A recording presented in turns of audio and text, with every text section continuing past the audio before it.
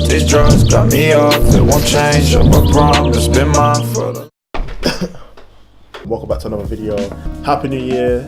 I hope all of you have a successful, blessed, healthy, loving year with your families, with your friends. I hope you all enjoy a blessed year this year. I hope you all achieve your goals that you set for yourselves. And as I was making the last tutorial, I was thinking maybe I should do a color grading video, show people how I color grade my footage.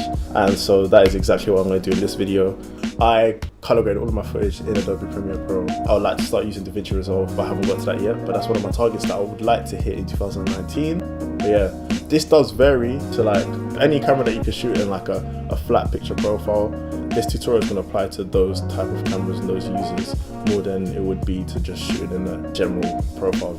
But you can still apply the same principles. When I color grade, I use Luts that I've purchased from places such as Tropic Color, and then free Luts that other YouTubers have given out.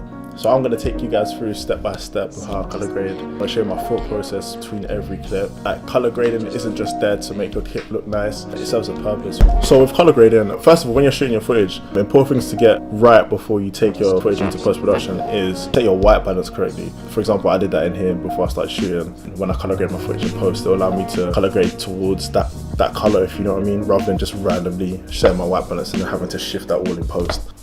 But yeah, I love talk. Let's get into the tutorial.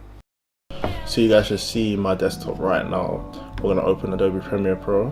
Alright, so the first thing I'm gonna do is slow down this footage. So clip, modify footage, interpret footage to 23.97. Alright, so the first thing I would do is to add some black bars.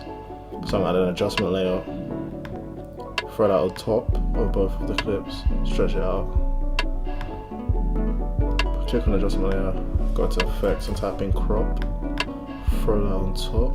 And now when I do my crop, I normally just put to 12%. So that's the black bars done. A tip that I can give you straight away is that when you do your color grade on an adjustment layer. Therefore, in the progress of your edit, when you add clips, you can just stretch the adjustment layer so that it goes over to those new clips. And also, it just keeps your footage looking the same. You want to have a consistent look throughout all of your footage. So I'll click on the color tab, click on the first adjustment layer, and then go over to basic correction. I always, before I ever color grade a clip, I always go to the curves tab and I do a slight S curve. So I always drag down the blacks. Because I shot in a flat picture profile, I have to correct the footage in order for it to look like a normal clip. You can experiment with this because obviously you don't want it to be too dark and then you don't want it to be flat like that.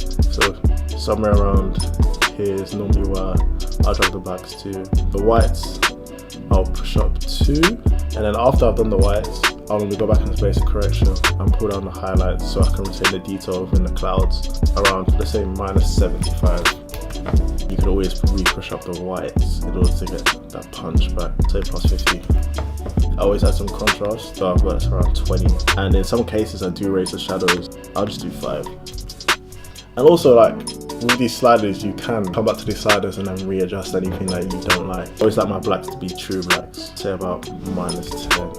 And yeah, so now the exposure is done on that clip. I can now move on to actually coloring the footage. I'll go into creative, and this is where I choose a LUT. With this, I feel like M31 LUT will look the best. There is one YouTuber I follow, his name is Dennis Films. Shout out to you, Dennis, I use your LUT a lot. And here it is, the DF cube.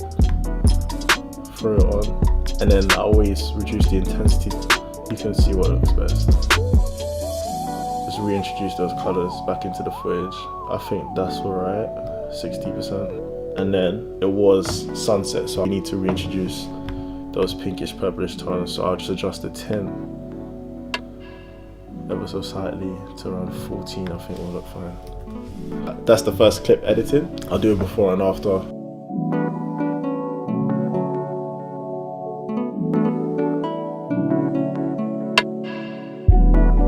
Over to the second clip. This shot of Danny is right here. First gonna do the exposure and then color grade. First things first, always do curves. So I'm gonna set my 3-point, my highlights, my midtones, and my shadows. I'm gonna drag my blacks down, I feel like somewhere around here. I'm gonna push my whites, go back into basic correction, and bring down my highlights to around -50. You know what, I'm gonna leave the highlights at 0. And I'm gonna push the whites back up to 50. Just push it up, but not too much because you want to attain detail. You don't want it to be blown out. Introduce some contrast. So again, I'm gonna experiment with this. You see, like, you can see that's way too contrasty. 20 is the sweet spot for this clip. The thing about raising the shadows at night is that it's gonna introduce noise either way. Unless you're shooting on a camera that has amazing dynamic range, then it's gonna introduce some noise into the image. I will now go into the creative tab once again, and for this, for obvious reasons, I don't feel like teal and orange LUT will work. I have a LUT pack from Tropic Color. Recently I've been using the same pool LUT, and I'm going to dial that down. Like 35 is the sweet spot for this. If you want a faded filmish look, you can bring the shadows up, and that gives it that cinematic feel. And here's the before and after of that clip.